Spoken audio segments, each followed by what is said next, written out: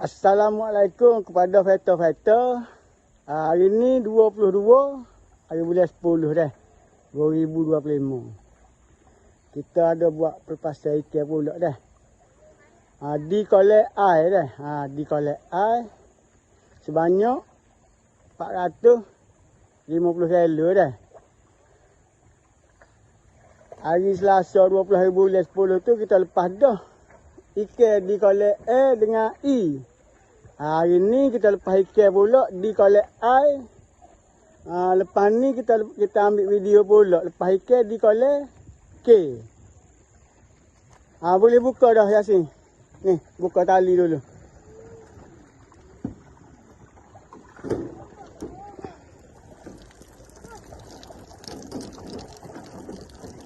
Dah, kita buka tali. Ni buka dulu.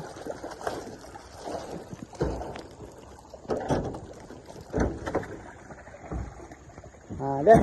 Ni kolek air dah.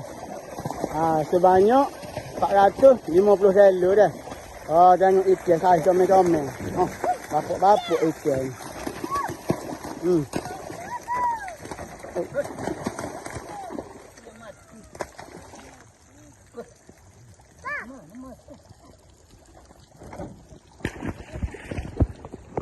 Kerana pula Yasin lekat ikan. Ikan tak kelas tu. Lepas molek lagi.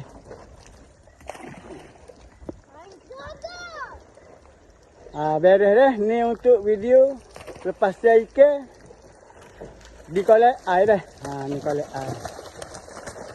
Di kolek air dah. Banyak lagi.